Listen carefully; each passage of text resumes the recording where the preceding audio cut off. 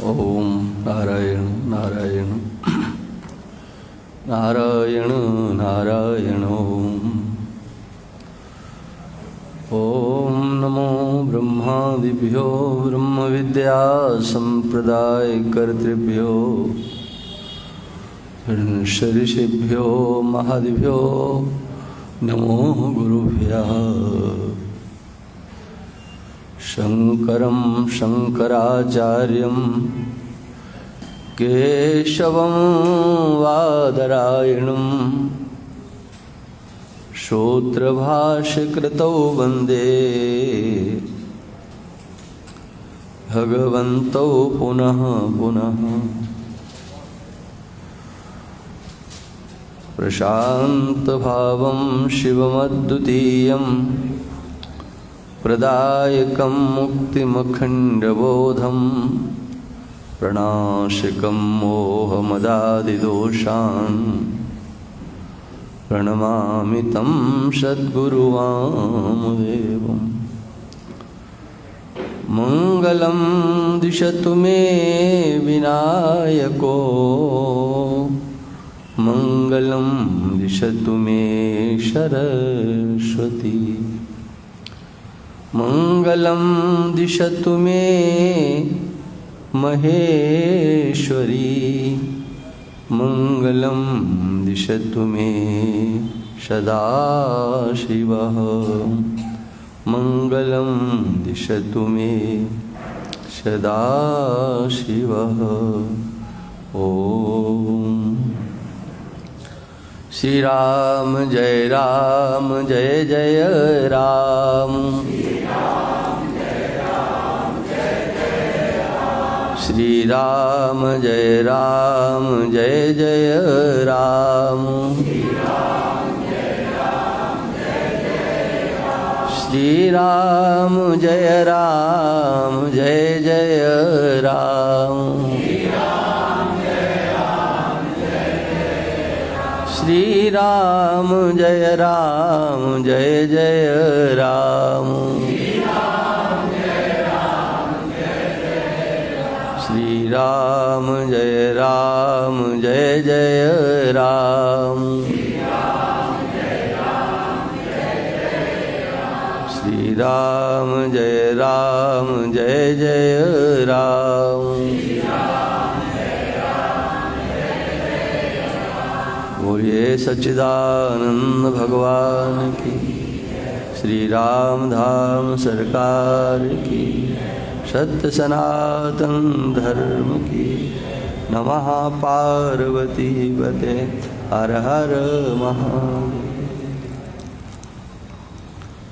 तथा परमहंसानां मुनीनां अमलात्मनां भक्तियोग विधानार्थं कथं पश्येम हि स्त्रियः।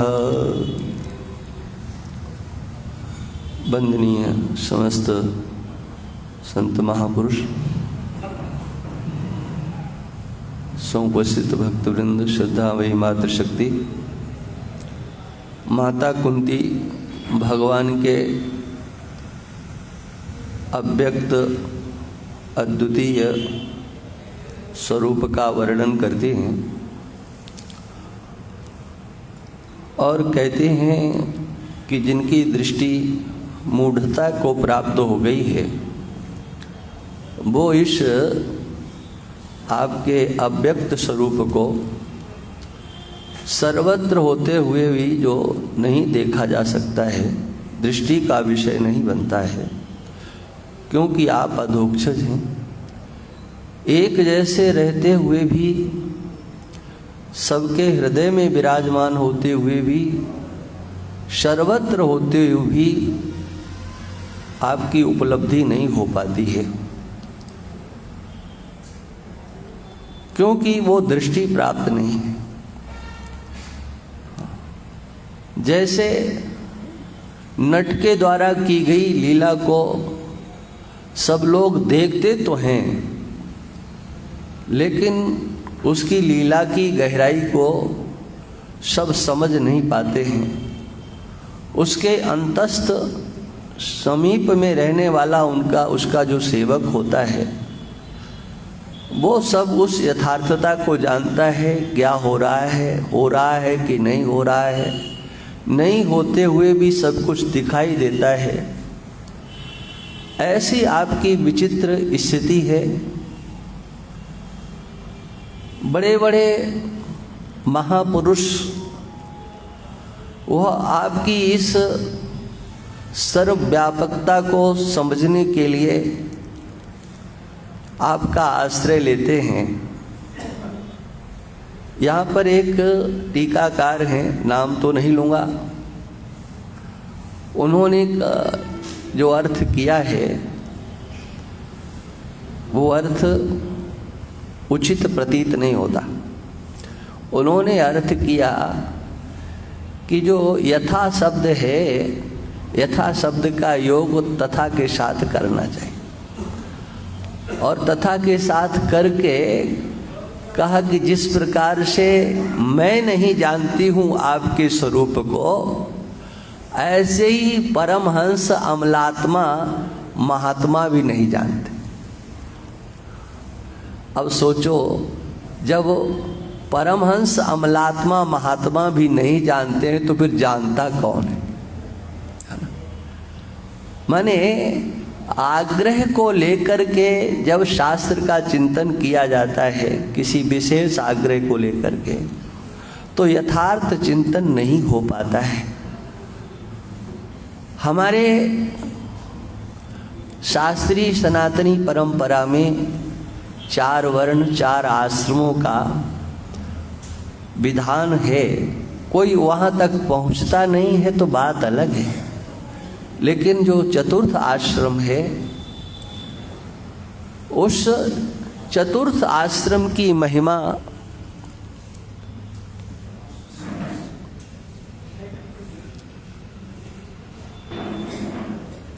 क्या बैटरी नहीं है?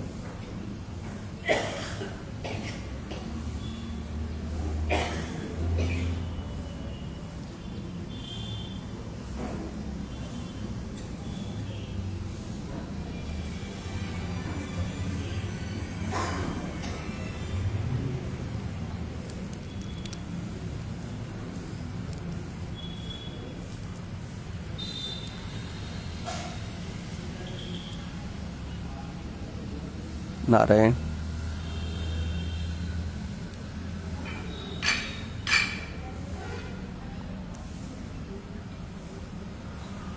बात तो ये हुई थी कि 1 घंटा बैटरी से ही चलेगा। ये स्वामी जी बहुत बड़े स्पीकर जो बैटरी से जनरेटर से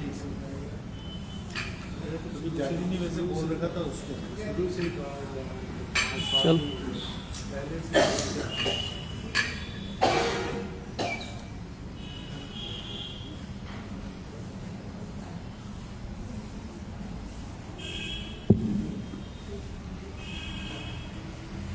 इन्वर्टर से उसने कनेक्शन भी नहीं किया स्वामी, उसको कहा था मैं।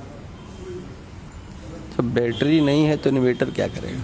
नहीं, इनके यहाँ पे इन्वर्टर चल रहा है ना इनमें। इन्वर्टर बैटरियों से उठ सकते, इन्वर्टर में कितनी दम होगी, कहाँ उठाएगा इन्वर्टर? नहीं, इन्वर्टर तो फिर भी 10-15 मिनट चल जाता है।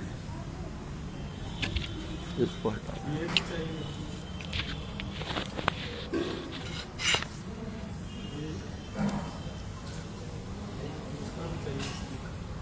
आ जाएगी 2 मिनट में लाइट।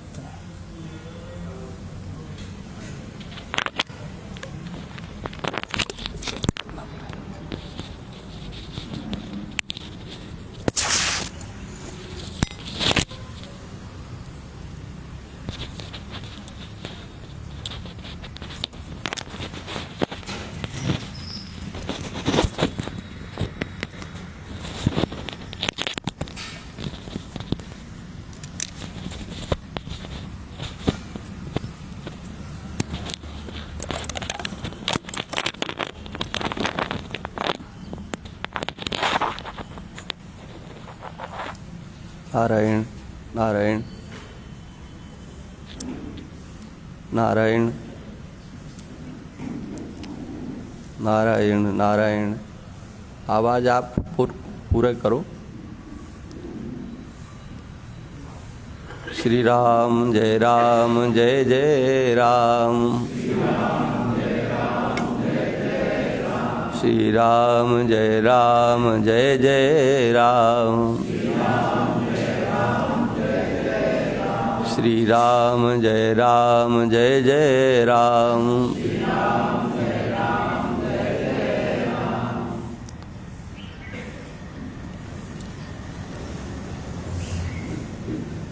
चार आश्रमों का जो विधान है, उन चार आश्रमों में जो चतुर्थ आश्रम है, चतुर्थ आश्रम में परमात्म तत्व का विज्ञान जिस प्रकार का होता है, वह विज्ञान ही यथार्थ में परमात्मा का विज्ञान होता है, वही ज्ञान होता है। जिस ज्ञान को प्राप्त करने के लिए ही संन्यास लिया जाता है, या जिस ज्ञान के प्राप्ति के बिना जन्म मृत्यु के प्रवाह से कोई छूट नहीं सकता। ज्ञानादेव तु कैवल्यम, ज्ञान से ही मोक्ष प्राप्त होता है। हृदय ज्ञानान न मुक्ति, ज्ञान से ही मुक्ति प्राप्त होती है।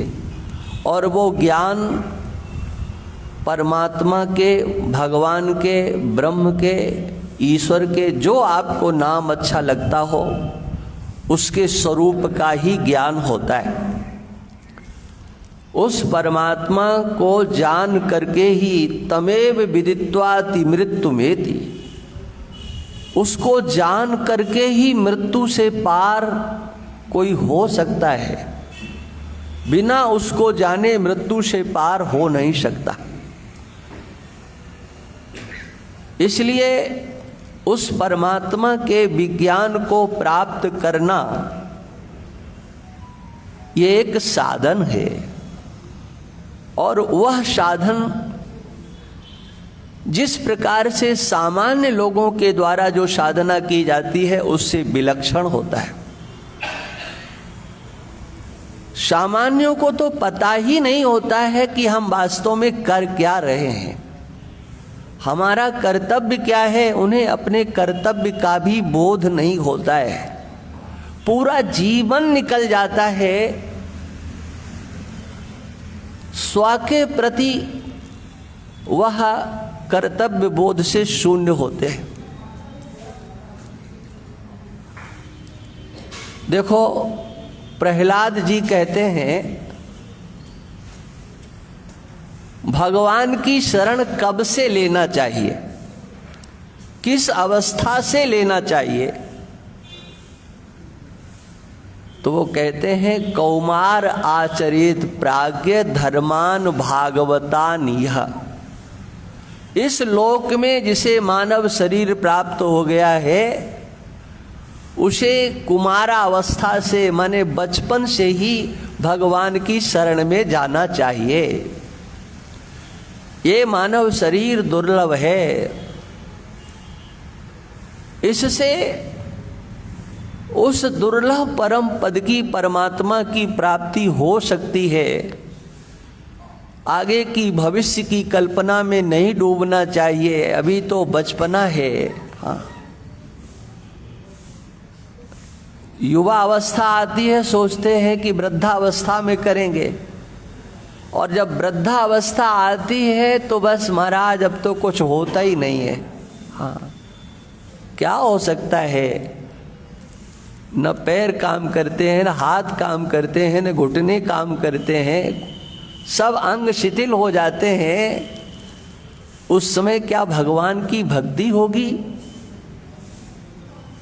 नहीं हो सकती है।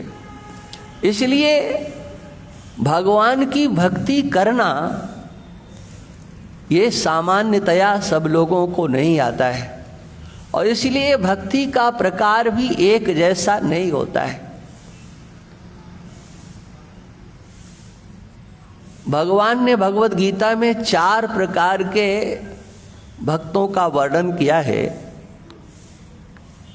भगवान कहते हैं चतुर्विधा भजन्ते माम, 4 प्रकार से लोग मेरा भजन करते हैं। भजन्ते माम, हाँ भजन्ते सेवन्ते। पहले तो हाँ भजन का अर्थ ही लोगों को पता नहीं होता है, माला घुमाना मात्र लोग भजन समझते हैं। हाँ भज सेवायाम धातु है। हाँ भजती, हाँ सेवते, भजती का अर्थ होता है सेवते, सेवा करता है।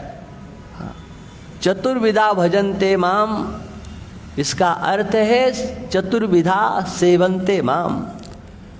4 प्रकार से मेरी सेवा की जाती है। भक्ति का अर्थ भी सेवा करना ही होता है, लेकिन क्या संसार के लोग जानते हैं कि भक्ति का अर्थ सेवा होता है? कितने लोग जानते हैं?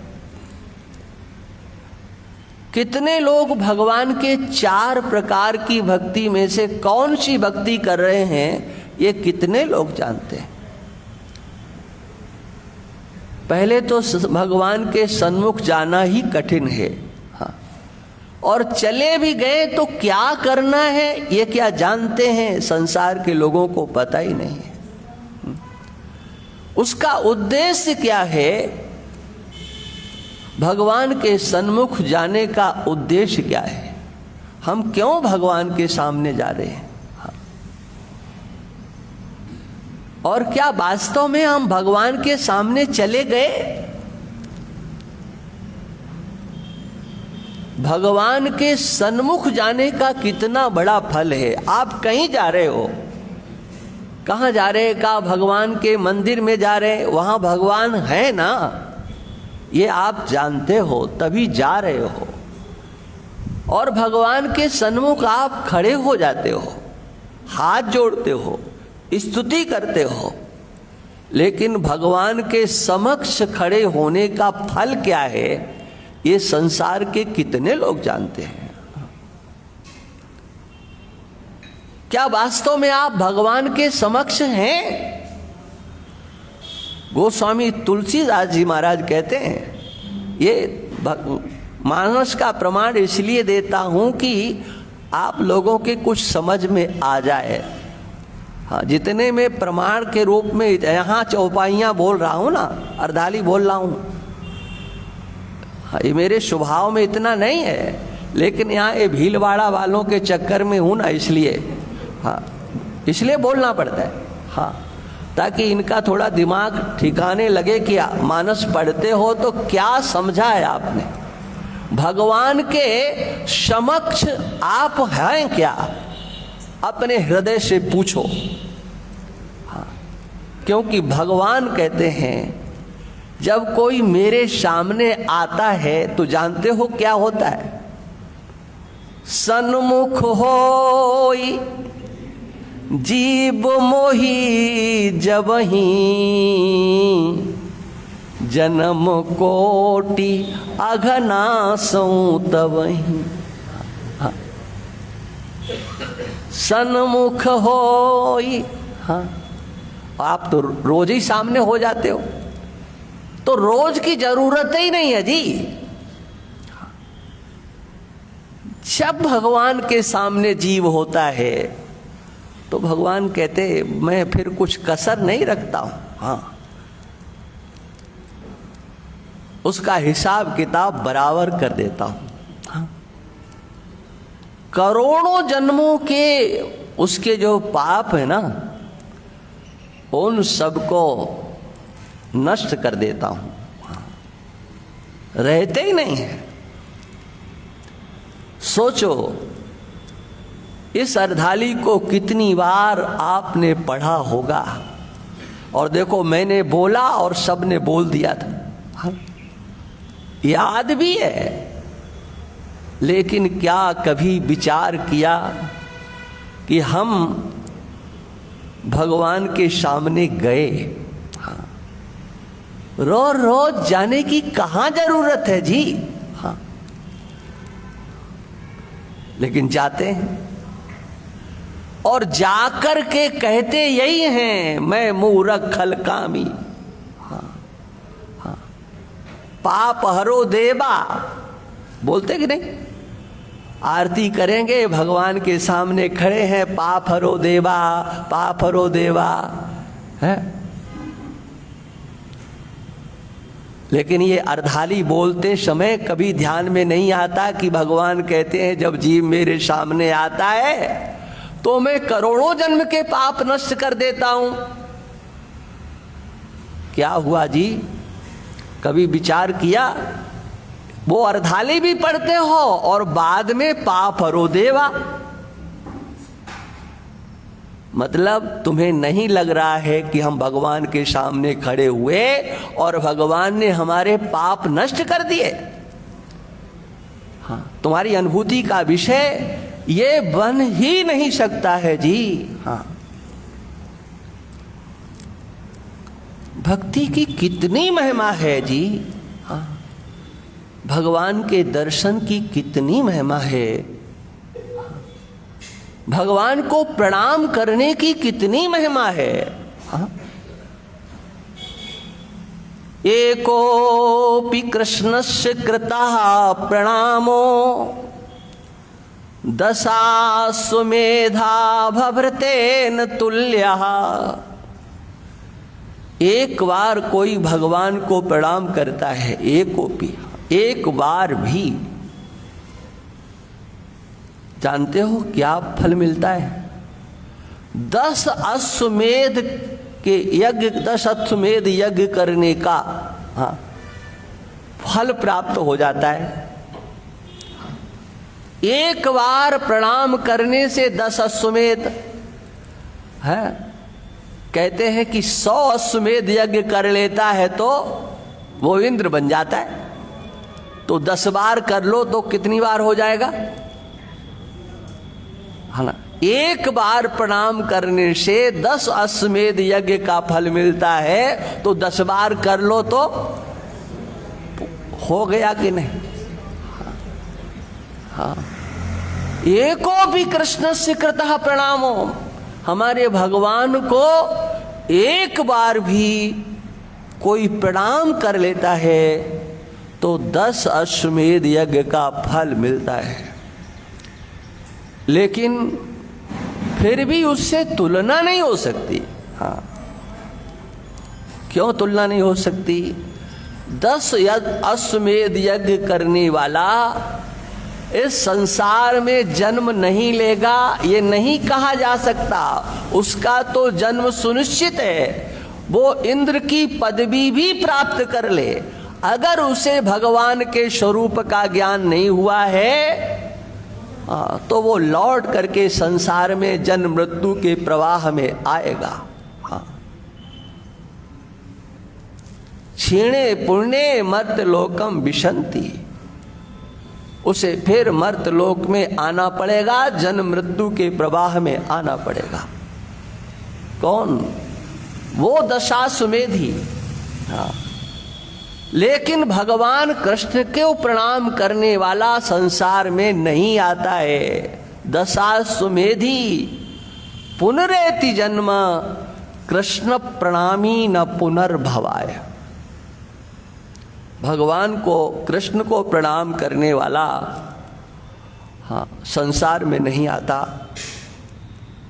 सोचो कितने बार भगवान के मंदिर में जाकर के, नाथ द्वारा जाकर के, सांवरिया सेठ जाकर के, वृंदावन जाकर के कितनी बार प्रणाम किया है। क्या अंतर में आया कि अब हमारा जन्म नहीं होगा? आया है तो धन्यवाद के पात्र हो, अगर नहीं आया है तो तुमसे ज्यादा पश्चाताप करने योग्य कोई दूसरा नहीं है। विचार करो, इतना बड़ा महात्म्य है भगवान के दर्शन का। हाँ, भगवान के समक्ष जाने का। हाँ, आप रामधाम भगवान के जिस सरकार जो विराजमान है, इनके सामने खड़े होते हो, सब खड़े होते हैं। क्या लगता है कि हम भगवान के सामने खड़े हो गए, भगवान ने हमको देखा, हाँ, आप किसी के समक्ष होते हो तो वो आपको देखता है, और वो देखता है तो उसका ज्ञान उसको होता है कि आपको होता है। हाँ, उसने देखा, इसमें क्या प्रमाण है? उसमें प्रमाण तो आप हैं, क्योंकि आपने देख लिया कि इन्होंने हमको देखा है। हाँ, हाँ?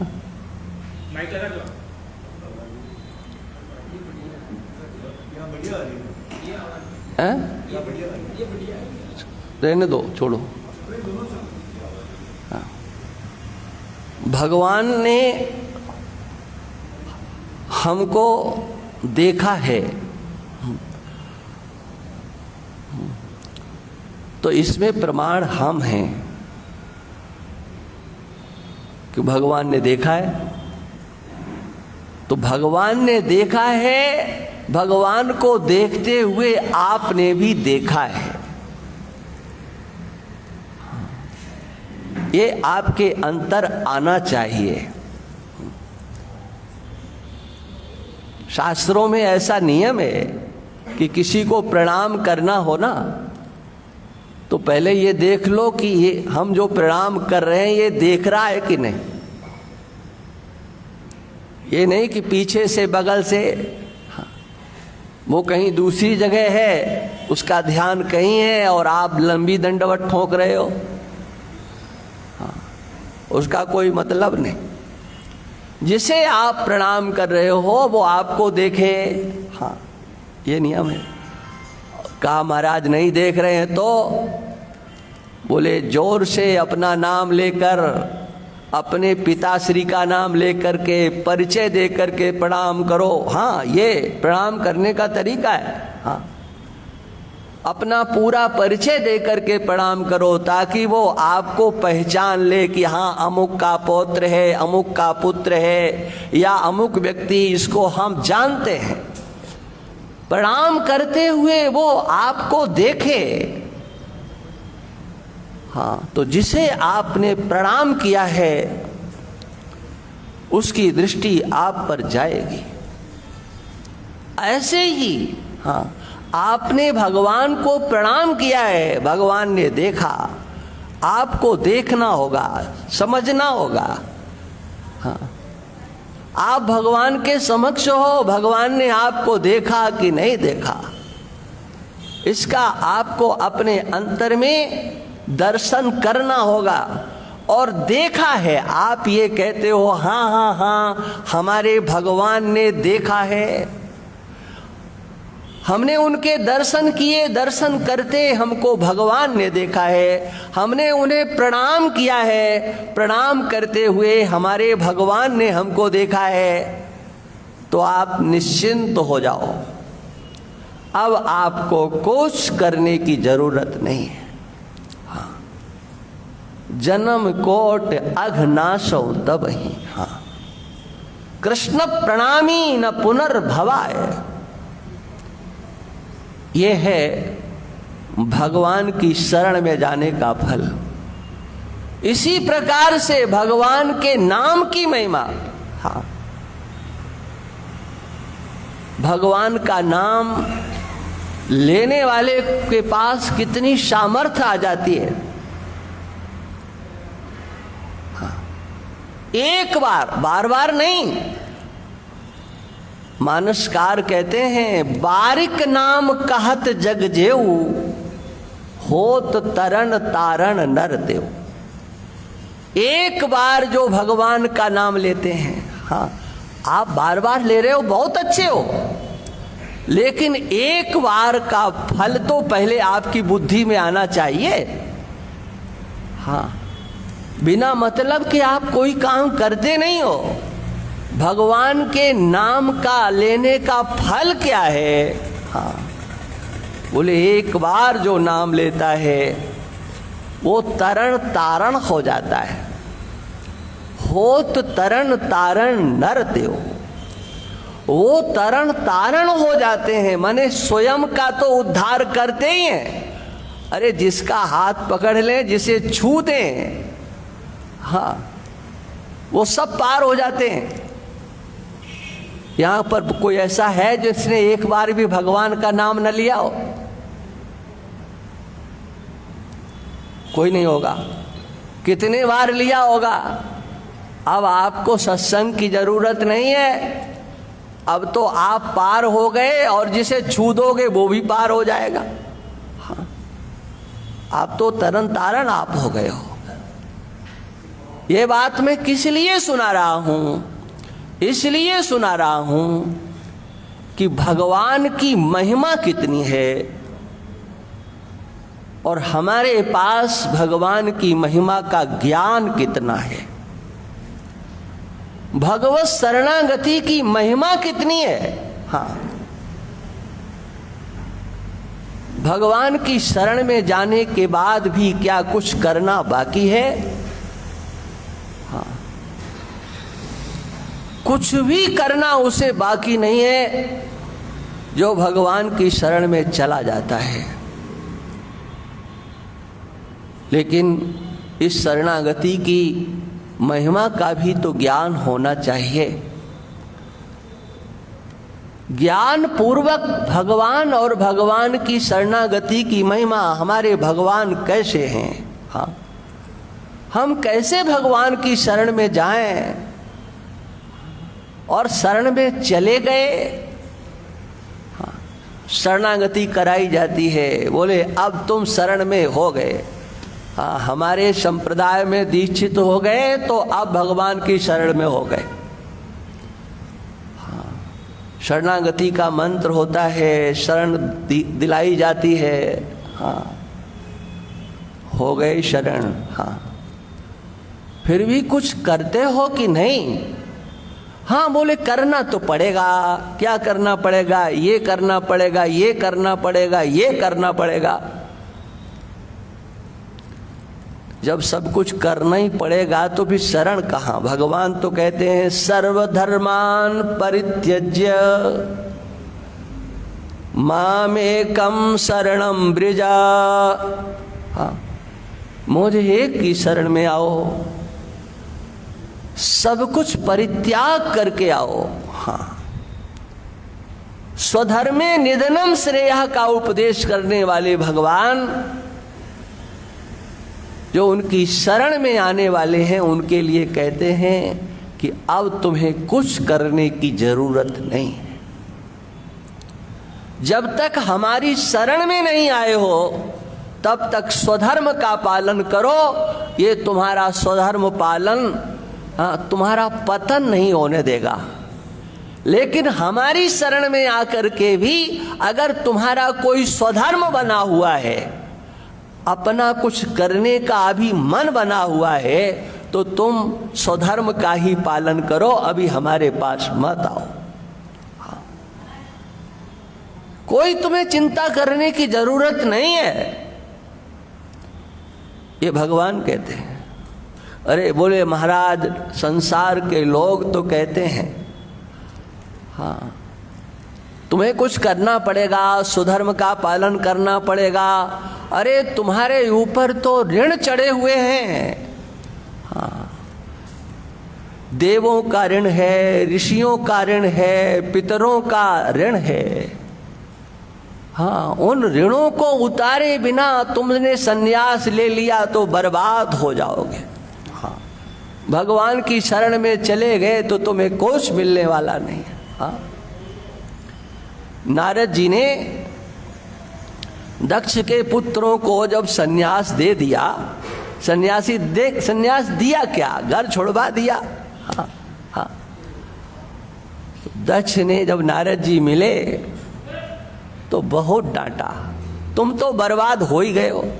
हाँ, तुमने हमारे बालकों को भी बर्बाद कर दिया।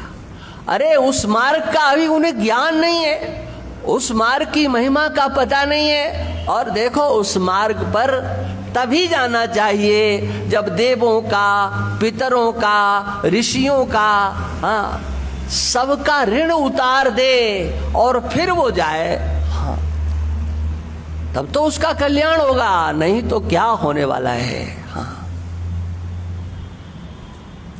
ये संसार के में लोक और वेद की मर्यादा में बंध करके ऋणों से छुटकारा क्या कभी मिलने वाला है? कभी मिलने वाला नहीं है। और जो इस चक्कर में रहेगा वो कभी भगवान की शरण में जा नहीं सकता। कुछ करना बाकी है, ये जिसके बुद्धि में है तो वो कर लो। अभी तुम भगवान से दूर रहो, क्योंकि अभी तुम्हें भगवान की भक्ति का, भगवत शरणागति का कुछ अता पता नहीं है। संसार के लोग ये हाथ पैर पीटते पीटते मर जाते हैं पागलों की तरह से, लेकिन इनको कुछ पता ही नहीं होता क्या कर रहे हैं, क्या करना चाहिए। श्रीमद् भागवत एकादश स्कंद देखो, नवयोगेश्वरों के संवाद में ये विषय आता है। भगवान की शरण में जाना चाहिए तो कैसे? देवर्षि भूतात्म नृणाम प्रतीणाम न किंकरो नाय मृणी चराजन।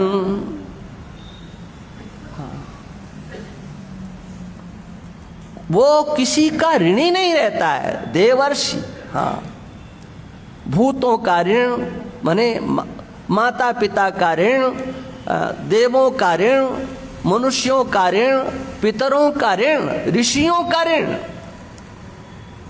इनको उतारो। कहा न किंकरो नाय मृणी च राजन, वो किसी का दास नहीं बनता है। दास तो तभी तक जब तक तुमने उसका कुछ खाया है, उसका कुछ लिया है, उससे कुछ ले रहे हो, तब तक तो किंकर बन करके रहना ही पड़ेगा। कोई चारा नहीं है। ऋणी बन करके रहना पड़ेगा। किंतु जो भगवान की शरण में गया है, न किंकरो नाय मृणी च राजन, न वो किसी का दास बनता है, किंकर बनता है। देखो, हम उनकी चर्चा नहीं कर रहे हैं जो दासोम दासोम करते हैं, हम उनकी बात नहीं कह रहे हैं, हम तो भागवत की बात कह रहे हैं। वो किसी का किंकर नहीं होता, किसी का सेवक नहीं होता और किसी का ऋणी नहीं होता। किंकर शब्द का अर्थ आप कुछ भी लगा दो। न किंकरो नाय मृणी च राजन। कौन? कहा सर्वात्मना यः शरणं शरण्यं गतं मुकुंदं परिहर्त कर्त्रिम। सर्वात्मना यः शरणं शरण्यं गतं मुकुंदं परिहर्त कर्त्रिम। परिहर्त कर्त्रिम, अब कुछ करना बाकी नहीं है। परिहर्त कर्त्रिम, मुझे अब क्या करना है? कहा कुछ नहीं करना है। परिहर्त कर्त्रिम,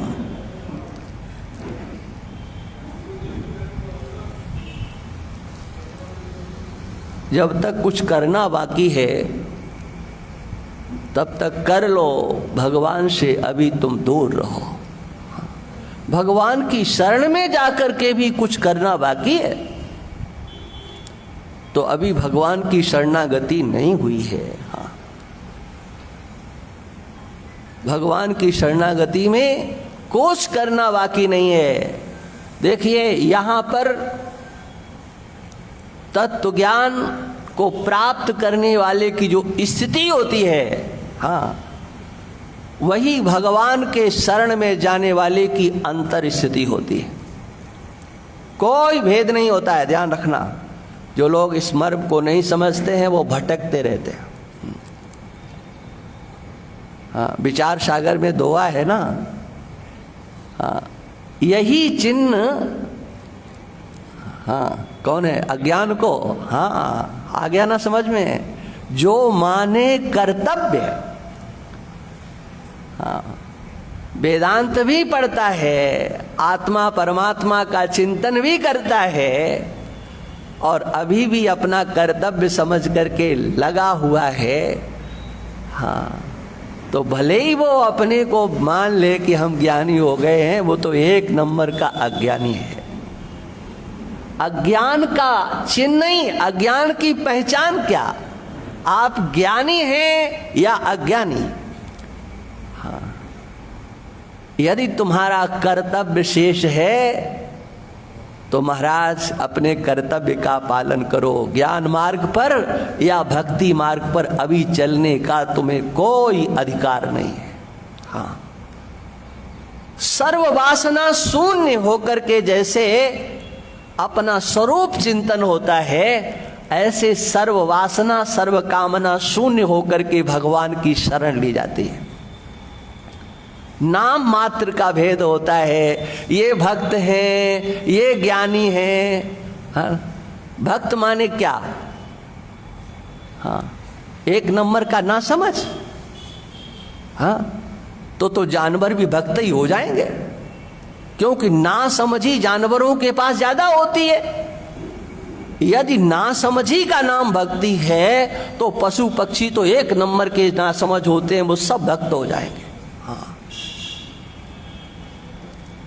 ज्ञानवान होकर के भगवान की ओर चलना है।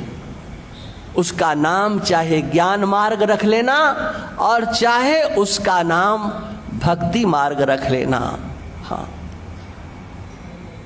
ज्ञान के बिना तो कोई काम तुम्हारे जीवन का ही नहीं सधना है, लोक का ही नहीं सधना है, तो परलोक का काम चलेगा कैसे भाई?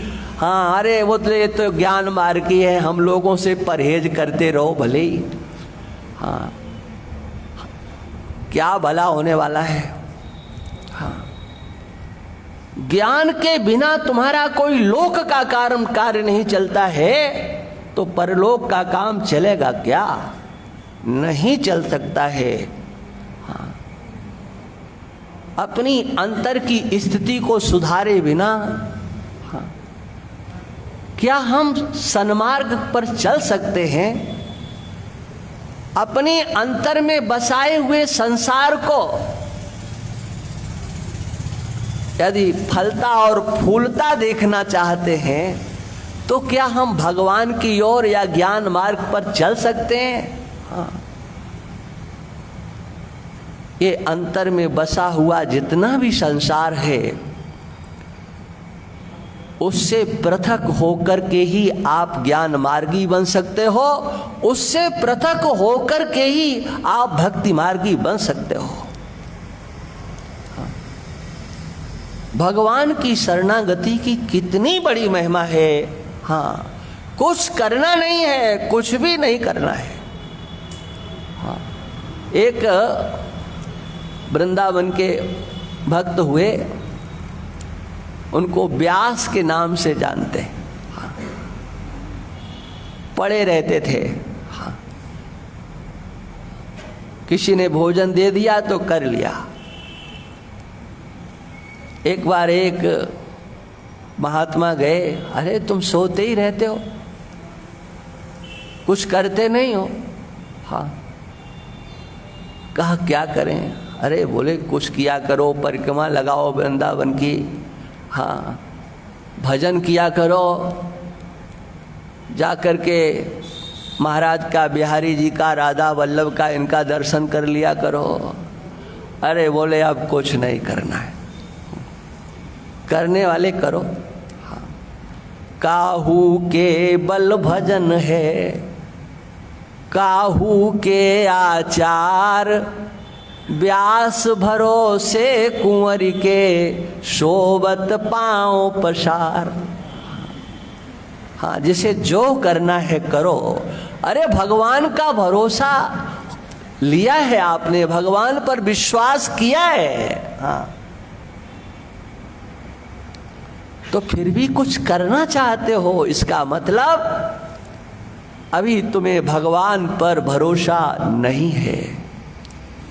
भगवान की बात छोड़ दो, हाँ, भगवान की ओर चलाने वाले जो जितने भी साधन हैं, उनमें से बताओ किस पर आपका भरोसा है। हाँ, कौन से साधन पर आप विश्वास करते हो।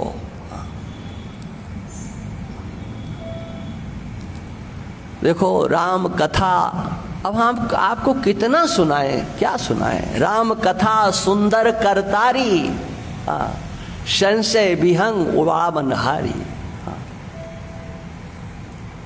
कथा सुनो, सभी संशयों की निवृत्ति। तो कौन से संशय आपके मन में थे जिनकी निवृत्ति हो गई, बताओ। कथा तो सबने सुनी, लेकिन किस संशय की निवृत्ति हुई है तो बताओ। हाँ, अरे यही नहीं पता है कि संशय होती क्या चीज है। हाँ, तो फिर संशय उड़ेंगे कैसे। संशय उड़ गए हैं ऐसा तुम्हें पता कैसे लगेगा।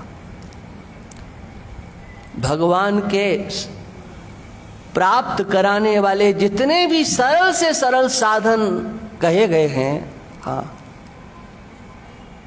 बोले नाम की बड़ी महिमा है महाराज। कलयुग में है, कलयुग में ये ज्ञान ध्यान ये सब चलता नहीं है। हाँ, नाम की महिमा है। हाँ, हमसे भी लोग यही आशा करते हैं कि जैसे वो पांव पीटते हैं, हाथ पीटते हैं, तो हम भी पीटें, क्योंकि वो कहते हैं कि नाम की बड़ी महिमा है। तो वास्तव में क्या तुम्हें नाम की महिमा का पता है। हाँ, नाम की महिमा का भी नाम संकीर्तन करने वालों को बिल्कुल पता नहीं है।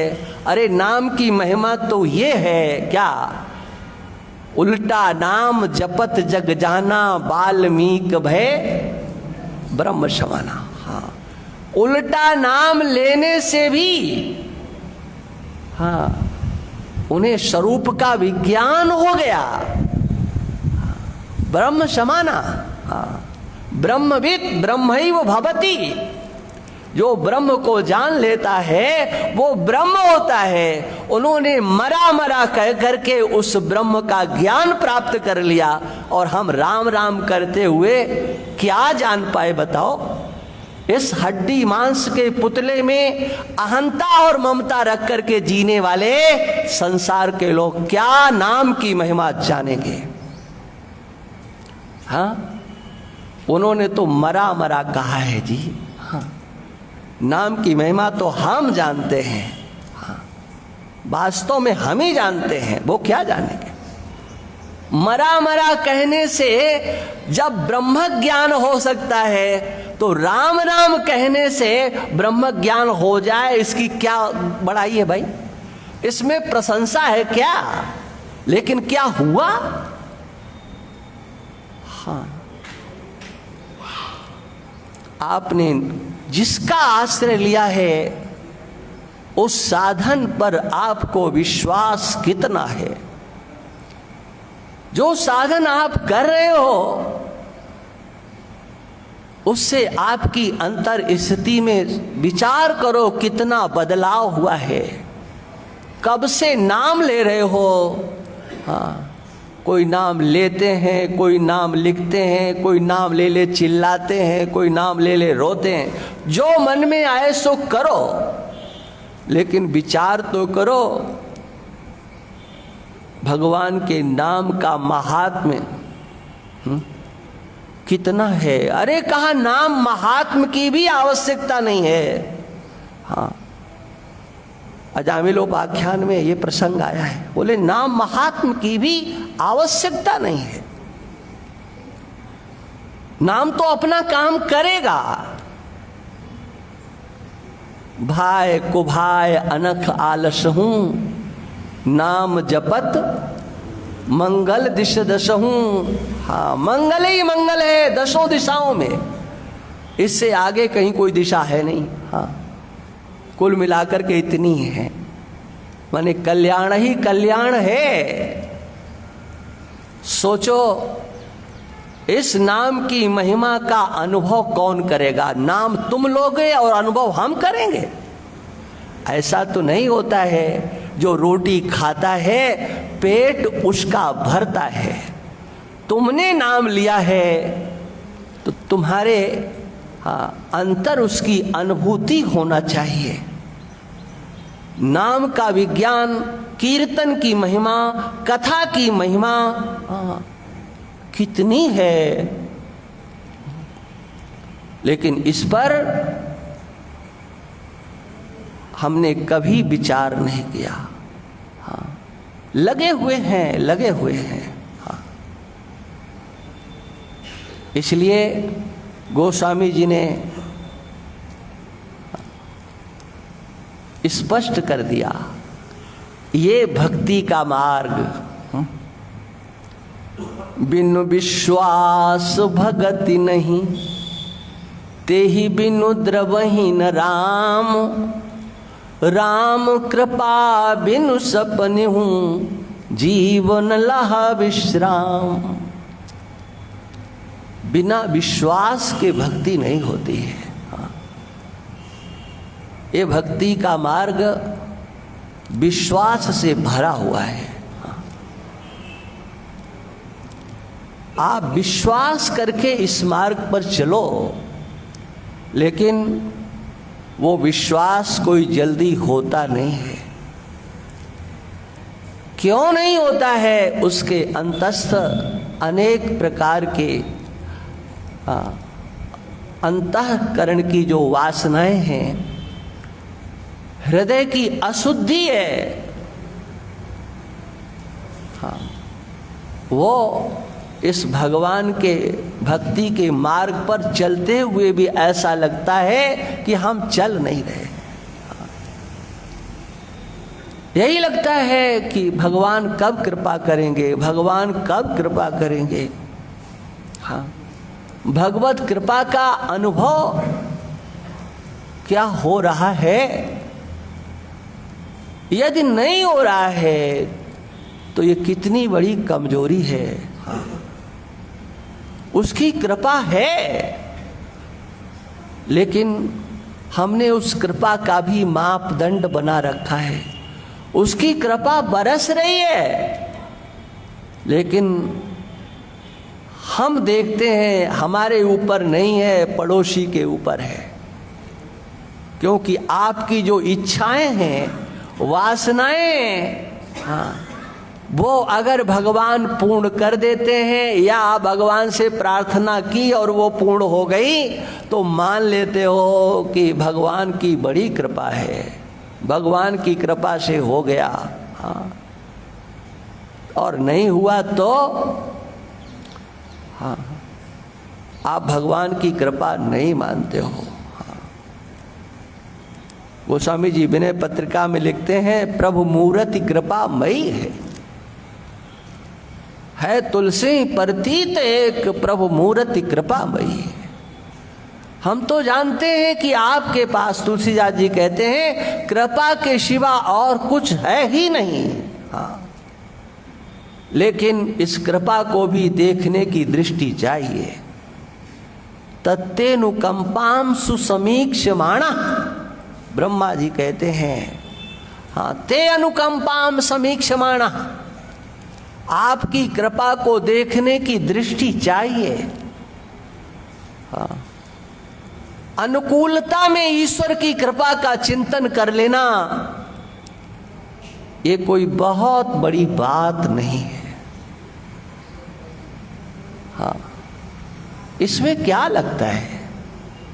तुम जो चाहते थे वो हो गया, तुम्हारी जीव, कह दो भगवान की कृपा थी। लेकिन कितनों की छाती में, हृदय में बल है जिसे तुमने कभी सोचा नहीं, कभी जिसकी कल्पना नहीं की, ऐसी वो प्रतिकूल स्थिति आपके सामने आ जाए, तब तुम्हारा हृदय क्या कहता है? क्या उस समय भी आप ईश्वर को प्रणाम करके कहोगे कि ये आपकी कृपा ही है, कृपा के सिवा और कुछ नहीं है? अनुकूलता में कृपा का दर्शन करना, वो तो कोई भी कह देगा। तत्तेनुकंपाम सुसमीक्षमाणा, ब्रह्मा जी कहते हैं सम्यक ईक्षमाणा, अच्छी तरह से उसकी कृपा का दर्शन करो। समीक्षमाणा माने सम्यक रीत्या ईक्षण करो। हाँ, तदैक्षक, हाँ, ईक्षण का अर्थ इन चर्म चक्षुओं से देखना नहीं होता है, अंतर के हृदय के नेत्रों से, हाँ, ईश्वर की कृपा का अवलोकन करो। क्या हो पाएगा? होना चाहिए, होना चाहिए। अगर आप भगवान के भक्त हो तो ईश्वर की कृपा प्रतिकूलता में भी देखो, देखना चाहिए। ये जो सामान्य लोगों की स्थिति होती है, उन सामान्य लोगों की स्थिति से पृथक जो इस समग्र संसार का परित्याग कर देते हैं, लोकेशना वित्तेषणा आदि ऐषणाओं का त्याग करके परिव्राजक परमहंस बनते हैं, वो भी भगवान की भक्ति करते हैं। सोचो, जिन्हें कुछ नहीं चाहिए, भैक्षचर्याम चरंती, जिन्हें कुछ नहीं चाहिए, भिक्षा मांग करके पेट भरते हैं, हाँ, वो भी जब भगवान की भक्ति करते हैं तो बताओ अन्य संसार के लोगों को क्या भगवान की शरण में नहीं जाना चाहिए? हाँ, जाना चाहिए, निश्चित रीति से जाना चाहिए, भक्ति योग विधानार्थम। किंतु अंतर होता है उन परमहंसों के भक्ति में और संसार के लोगों की भक्ति में। परमात्मा एक ही होता है, भगवान एक ही हैं, चाहे सन्यासी उनका चिंतन करे और चाहे कोई संसारी उनका चिंतन करे, परमात्मा एक होता है। लेकिन एक की बाह्य दृष्टि होती है और एक की अंतर दृष्टि होती है। हाँ, यही तो अंतर है। इन बाह्य दृष्टियों से युक्त जो होते हैं वो भगवान के प्रेमी होते हुए भी भगवान के प्रेमी नहीं होते हैं। हाँ, वो संसार के ही प्रेमी होते हैं, जिसका वर्णन भगवान के द्वारा भगवत गीता के 7वें अध्याय में किया गया। चतुर्विधा भजन्ते माम। हाँ देखो, समय तो हुआ है, अब इसकी चर्चा अभी करेंगे। भक्ति योग विधानार्थम, परमहंसों के लिए जो भक्ति है, हाँ, उसका स्वरूप क्या है और उसकी विशेषता क्या होती है।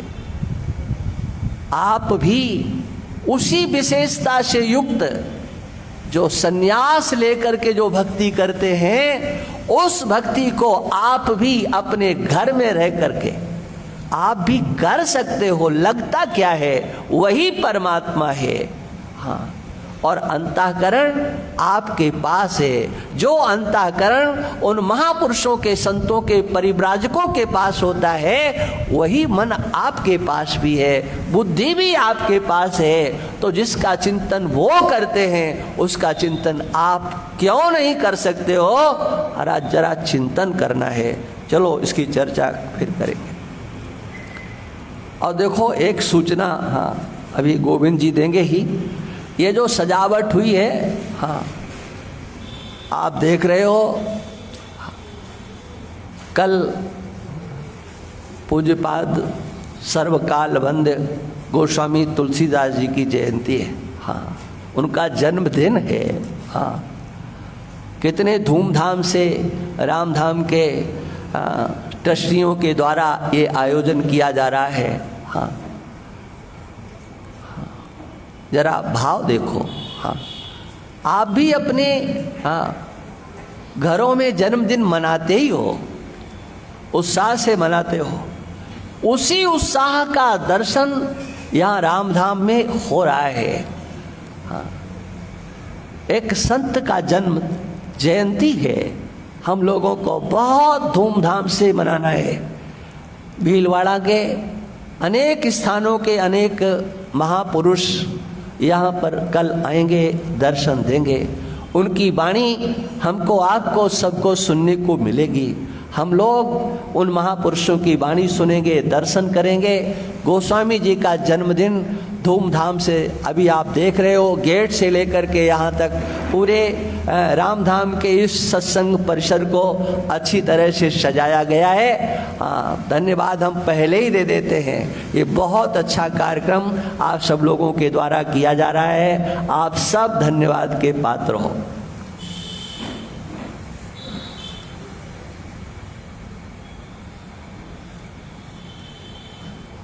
कल बहुत ज़्यादा संख्या में आना है। जो आज नहीं आए हैं, आज तक नहीं आए हैं, उन्हें ज़बरदस्ती का मतलब बहुत प्रेम से उनको लेकर के आओ। ये कल पूरा का पूरा हमारे में भले ही परसों से कम हो जाना कोई बात नहीं है ना, लेकिन कल आओ, क्योंकि कल बाहर से भी महापुरुष आएंगे तो जरा भरा भरा दिखना चाहिए, अच्छा लगना चाहिए। आप सब लोग इसके लिए जरूर प्रयास करेंगे। बोल सियावर राम।